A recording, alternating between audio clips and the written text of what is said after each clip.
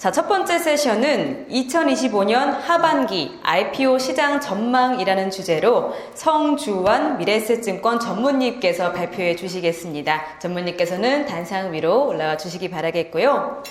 성주환 전문님은 국내 IPO 시장을 선두에 오신 대표 전문가로 대형 딜에서의 실전 경험과 제도 대응 전략을 폭넓게 쌓아오신 분입니다. 역시나 뜨거운 박수로 모셔보도록 하겠습니다.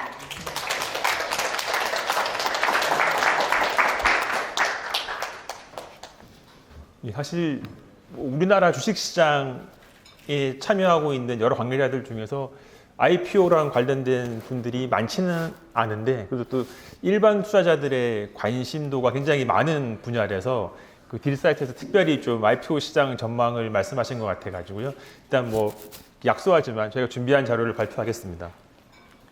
그 IPO 시장 전망을 하기 위해서 간단하게 그 국내 경제 잠깐 말씀드리려고 하는데요. 아까 그 말씀해 주신 것처럼 그 과거 대비해서 우리나라 경제 지표가 조금씩 좋아지고 있는 건 맞습니다. 하지만 이제 그 전체적인 경제 성장률 추이가 사실 그 글로벌하게 타 국가보다 많이 낮게 지금 현재 나오고 있고 앞으로 예상도 낮게 되고 있어가지고 이 부분이 사실 우리나라 이제 뒤에 설명드릴 주식시장이나 IPO 시장에 어느 정도 걸림돌이 될 수도 있는 분야이긴 하지만 뭐 지속적으로 그 경제 성장률이 사실 좀 좋아지고 지금 마침 소비 지수라는 게 좋아지고 있으니까 그런 것들과 더불어서 좀 좋아진다고 하면 전반적으로 증시나 IPO 시장도 같이 좋아질 걸로 보고는 있습니다. 국내 주식시장을 잠깐 보게 되면요, 사실 그 저희가 최근에 그 정권 바뀌면서 그 5,000포인트 얘기도 나오고 여러 가지 정책적인 지원 방향들이 나오면서 그 깜짝 반등을 통해서 뭐 3,000포인트를 훌쩍 넘어서 더 많이 그 지표가 나아가기도 했었는데, 최근에 그 타 국가 대비해서 특히 뭐 미국이나 일본이나 대만이나 이런 국가들에 비해서 그 우리나라 그 종합 주가 지수가 박스권에 좀 갇혀 있는 느낌입니다. 특히 또 최근 한 일주일 사이에는 주가 흐름이 굉장히 안 좋은 상황이거든요. 그래서 이 그 박스권 좀 탈피해서 좀 더 좋아져야 되는데, 아무래도 이제 정책적인 방향성이 좀 일관되게 나아가주는 게 필요한데, 좀 정책 방향성에 최근에 좀 혼돈들이 좀 있는 부분도 있고 해서, 근데 앞으로 뭐 그 5,000포인트를 향해 간다는 방향성에는 흔들림이 없기 때문에 그런 정책적인 방향이 다시 또 좀 일관되게 이어진다고 하면 그 국내 주식시장은 그 최근에 박스권 탈피해서 좋아질 걸로 저희는 보고 있습니다. 어쨌든 뭐 국내 경기의 불확실성도 있고 현재 주식시장이 썩 좋지 않은 상황임에도 불구하고 IPO 시장은 뭐 상당히 좋은 상황입니다. 그 아래 표를 보시게 되면 그 국내 IPO 공모 규모라든지 공모 건수 추이에서 작년 동기 대비 상당히 많이 올라오는 모습을 보이고 있습니다. 그래서 그 특히 중소형주들 위주로 해서 IPO 시장이 굉장히 좋은 모습을 보이고 있고요. 또 하나 좋은 게 국내 IPO 한 건당 공모 규모 추이도 그 작년 동기 대비해서는 좀 떨어져 있지만 전체적으로는 오르는 추세로 나오고 있습니다. 그래서 전반적으로 IPO 시장은 좋은 분위기고요. 특히 중소형사들 위주로 굉장히 좋은 분위기를 이어가고 있고, 올 초에 LG CNS하고 최근에 상장했던 대한조선 같이 공모 규모가 큰 딜들도 이제 하나씩 성공하는 모습을 보이고 있어가지고 향후에 IPO 시장이 계속적으로 좋아진다고 하면 내년도에는 공모 규모가 1조 이상 되는 딜들도 순차적으로 나올 걸 기대하고 있습니다. 그 IPO 시장의 그 추이 중에 굉장히 중요하게 바라보고 있는 게 이 수요 예측이랑 그 공모가 결정이거든요. 수요 예측 같은 경우에도 보시게 되면 추이가 상당히 좋습니다. 그 수요 예측 경쟁률이라든지 참여 건수가 지속적으로 상승하는 모습을 보이고 있고요. 다만 그 의무 보유 확약 비율이 그 과거 대비 조금 떨어져서 낮게 나오는 부분이 있는데, 요거는 뒤에 설명드릴 제도 개선 방안에 의해 가지고 7월 1일 이후로는 조금 방향성이 바뀔 수도 있는 부분이 있어 가지고 전반적으로 수요 예측 추이는 좋은 모습을 보이고 있고요. 그 공모 가격을 좀 보시게 되면 그 작년까지만 해도 그 상단을 초과해서 공모가 결정되는 추이가 굉장히 많았었는데 최근에는 그 상단을 초과하는 모습은 없습니다. 하지만 그 상단으로 결정되는 비율이 전체 수요 예측 공모가 결정되는 비율 중에 70%가 넘을 정도로 굉장히 IPO 시장은 좋습니다. 과거처럼 이렇게 상단을 초과하는 게 결코 그 시장 상황에 좋은 도움이 되는 부분은 아니기 때문에 주관사랑 발행회사가 애초에 증권신고서에 제시했던 공모가 밴드 내에서 가장 높은 가격으로 결정되는 게 아무래도 시장에서도 굉장히 좀 합리적으로 판단이 되는 거지, 그 상단을 깨고 초과해서 공모 가격이 결정된다는 얘기는 시장이 좀 그 비이성적으로 관리했다는 모습도 볼 수가 있거든요. 그런 측면에서는 올해 나타나고 있는 공모가 밴드 상단으로 결정되는 비율이 70% 이상 넘어가는 게 IPO 시장에서는 굉장히 이성적이고 안정적으로 좋은 모습을 보이고 있다고 저희는 생각을 하고 있습니다. 다음은 이제 기관 투자자들이 아닌 일반 투자자들과 관련된 내용인데요. 그 일반 투자자 청약 경쟁률 추이가 그 올해 1분기까지는 조금 안 좋았었습니다. 그 작년 하반기부터 IPO 시장이 좀 주춤하면서 일반 투자자분들도 IPO 시장에는 좀 보수적으로 접근을 하다 보니까 이 표에 보신 것처럼 1분기까지는 일반 청약자 경쟁률이 좀 낮았었는데 2분기부터는 많이 급반등을 하고 있는 상황입니다. 2분기부터 그 정권 교체 이후에 그 기대감이 많이 반영이 돼서 IPO 시장이 좋으면서 일반 투자자들의 그 청약 참여율이 굉장히 높은 상황이고요. 특히 그 일반 대중들의 관심을 많이 끌만한 기업들 같은 경우에는 뭐 공모 자금이 10조에서 20조까지도 공모 자금이 몰리기 때문에 일반 투자자들이 최근에 가지고 있는 IPO 시장에 대한 분위기는 굉장히 뜨거운 걸로 판단을 하고 있습니다. 다음은 성장 후 주가인데요. 앞서 설명드렸던 뭐 IPO 시장 분위기라든지 수요 예측, 그다음에 공모가 결정, 그다음에 일반 투자자들의 이런 경쟁률 같은 게 결과적으로는 다 상장 후 주가랑 연결이 됩니다. 상장 후 주가가 좋은 경우에는 아무래도 그 앞단에서 뭐 기관들이나 일반인들의 호응도가 높을 거고요. 상장 후 주가가 이제 안 좋다고 하면 모든 호응도가 떨어지게 되는데요. 최근에 보게 되면 그 상장 후 주가 흐름이 굉장히 좋습니다. 이게 그 청약하고 난 다음에 청약일 1개월, 3개월 후 주가 추이인데요.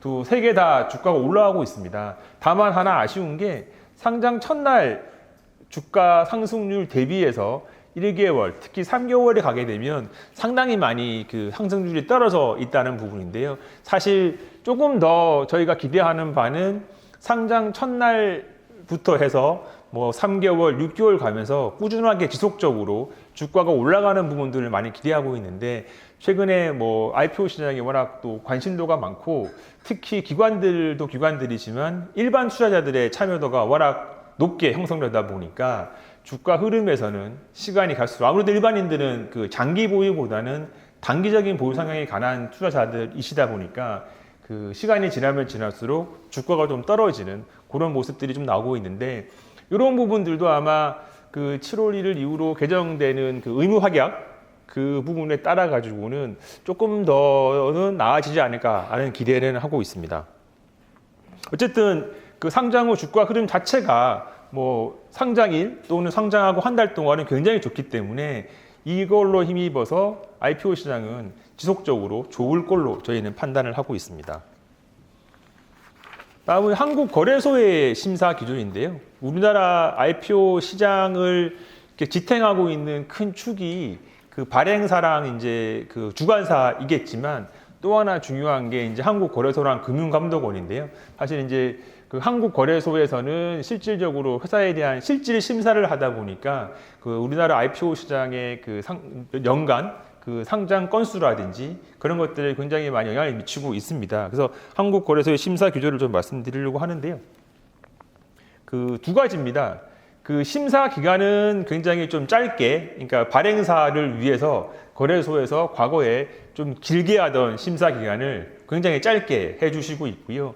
다만 예비 심사 승인율은 최근에 좀 많이 떨어지고 있습니다. 이게 약간의 상관관계가 있습니다. 예비 심사 소요 기간이 길어지면 아무래도 뭐 좀 미승인이 나거나 승인이 안 될 기업들도 좀 더 시간을 두고 여유를 가지고 해서 그 중에 이제 또 좋아지는 모습을 보이는 기업은 승인할 수도 있겠지만 승인 그 심사 기간이 딱 정해져 있으면 그 기간 내에 안 되는 기업은 안 되게 되는 거거든요. 그런 영향도 좀 있고 전반적으로 또 거래소에서 기술평가 특례 기업이나 뭐 이익 미실현 기업에 대해서 최근에 뭐 좀 사회적인 이슈도 좀 있고 해서 조금은 타이트하게 심사를 하는 기조가 분명히 있긴 합니다. 물론 이제 전반적으로 뭐 승인될 기업 승인해주고 안 될 기업 안 되고 하는 부분들은 과거나 지금이나 큰 차이는 없지만 뭐 그 아주 미세한 차이로 조금 그런 부분들이 있고요. 그런 것 때문에 그 심사 승인율은 최근에 조금 그 낮게 보여주고 있는 그런 부분들이 있습니다.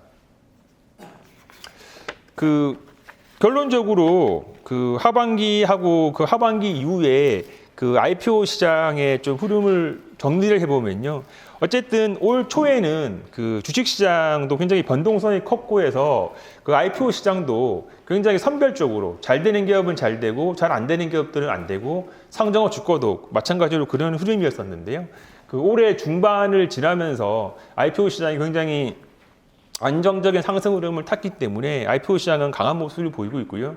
저희가 특별히 기대하는 게 그 내년도에는 아마 그 성장 주도 한때 저희가 코로나 이후에 굉장히 성장성이 큰 기업들에 대한 그 상장이 굉장히 많았었고 시장 호응도 좋았거든요. 근데 한동안은 성장주들이 굉장히 풀이 꺾여 있었는데 그 내년부터는 주식시장 강세와 그 금리 인하 등의 좀 추이를 타고 성장성 있는 성장 기업들의 좀 성장이 특히 이제 유니콘 기업들이나 뭐 스타트업 기업 상장이 좀 더 많이 이루어질 걸로 저희는 보고 있고요. 그런 측면에서 이제 IPO를 준비하고 있는 뭐 K뱅크라든지 무신사 뭐 다시 진행하는 할 수 있는 퀄리 같은 내년도에는 성장성이 있는 그 스타트업 중에서 유니콘 기업들 상장이 그 좀 많을 걸로 저희는 기대를 하고 있고요. 특히 무신사 같은 경우에 마침 또 어제 RFP가 나왔더라고요. 그래서 이제 많은 증권사들이 이제 제안서 작업을 하고 있고 아마 올해 안에 주관사 선정이 되면 이제 IPO 계획이 구체적으로 나올 걸로 생각을 하고 있습니다.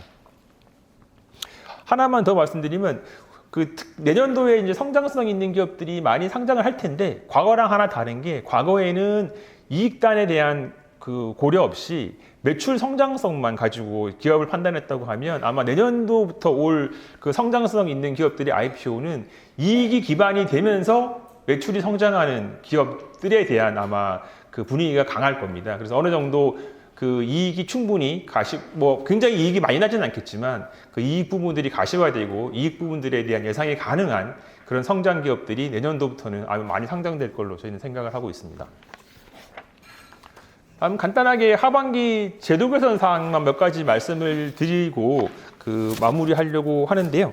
그 가장 이제 올해 크게 바뀌는 그 제도 변경 관련된 내용이 그 7월 1일부터 증권 신고서를 제출하는 기업들에 한해서 그 수요 예측을 하고 배정을 할 때 그 의무 확약을 걸고 수요 예측에 참여한 기관들한테 그 40% 이상 배정을 하도록끔 하고 있는 부분입니다.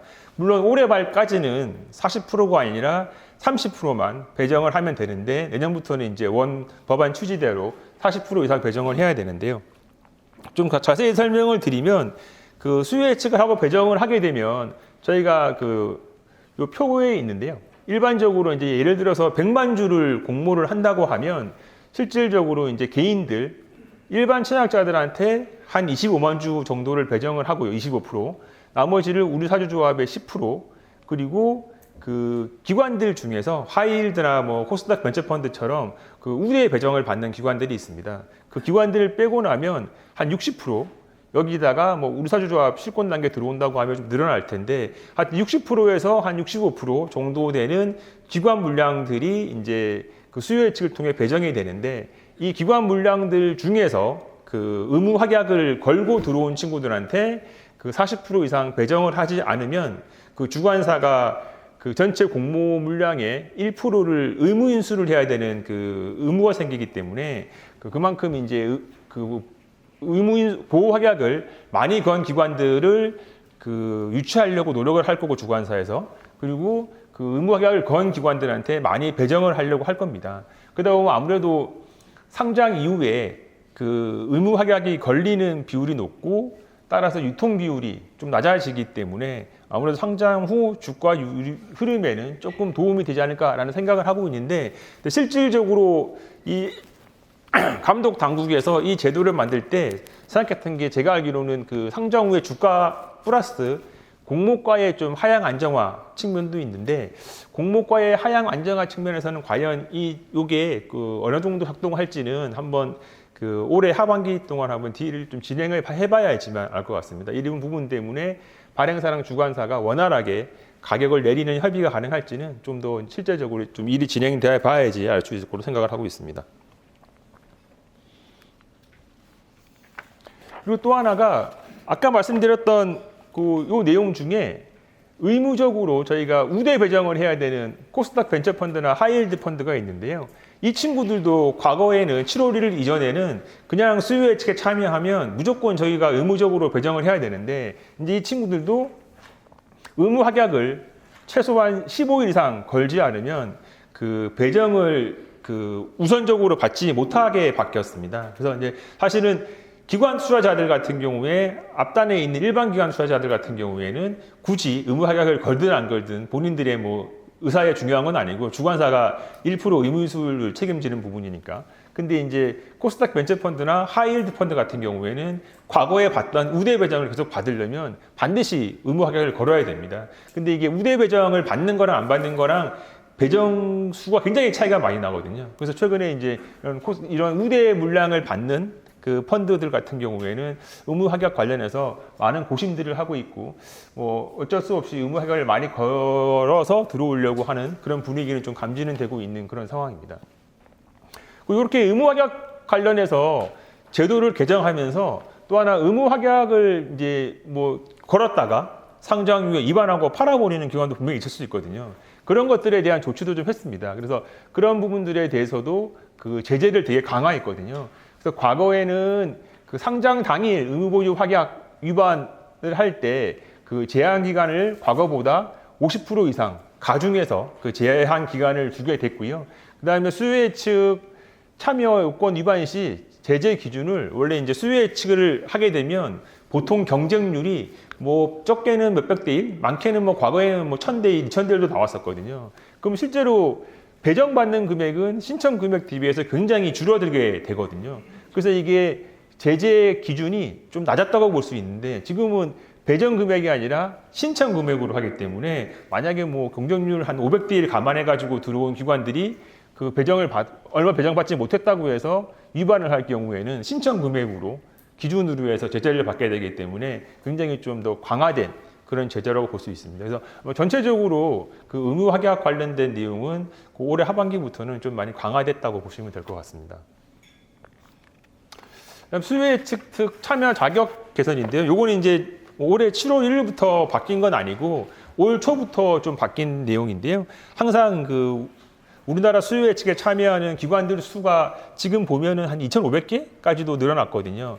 워낙 많다 보니까 수요 예측에 참여하는 좀 기관들을 조금은 줄이기 위해서 그 참여 요건을 강화를 쭉 해왔었습니다. 그래서 그 또 펀드가 그 공모주 펀드가 있으면 그 펀드에서도 수요에 참여하겠지만 그 펀드가 재간접 투자한 펀드가 또 동시에 그 수요 예측에 들어와서 중복으로 배정받는 경우도 있었거든요. 그래서 그런 부분들을 좀 고쳐서 그 수요 예측에 참여하는 기관 수를 좀 줄이자는 차원에서 올 초에 참여 자격 개선이 됐고요. 실제로 그 뭐 많이 줄지는 않았지만 어느 정도 그 수요 예측 참여 기관 수가 조금은 줄어드는 효과를 가져오곤 하고 있습니다.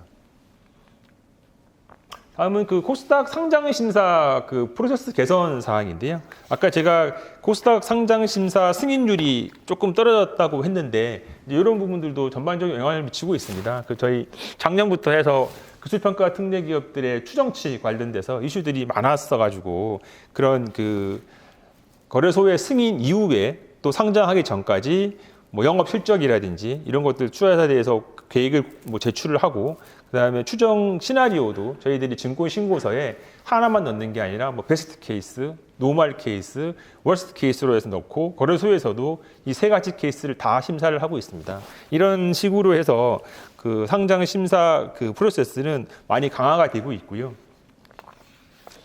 그 기술 평가 그 특례를 승인 심사 청구를 하기 위해 가지고는 전문 기관의 기술 심사를 받게 되는데요. 이 부분까지도 거래소에서는 조금 더 심혈을 기울여서 이제 올 초부터 보고 있습니다. 그래서 그 거래소도 그 일반 특례 심사를 하는 기술 특례 상장부에 팀이 3개 있는데 그 팀을 좀 특화시켜서 바이오 전문, 뭐 소부장 전문 이런 식으로 해서 조금 더 전문성을 기하고 있고요. 그다음에 그 전문 평가 기관에서 그 발행사 평가를 나올 때 거래소 분들이 동행을 해서 그 평가가 잘 이루어지고 있는지도 같이 보는 식으로 해서 계속 그런 그 거래소 심사 프로세스는 조금씩 더 강화는 되고 있는 그런 모습입니다. 여기까지 그 올 하반기랑 내년도 IPO 시장 전망이라든지 제도 개선 사항을 말씀드렸고요. 그 뒤에는 이제 제가 그냥 다양한 코스닥 시장 상장 방안하고 제 미래에셋 증권 소개 자료를 넣어놨는데요. 요거는 참고로 보시면 될 것 같고요. 오늘 제가 발표하는 거는 여기서 마무리하도록 하겠습니다. 감사합니다.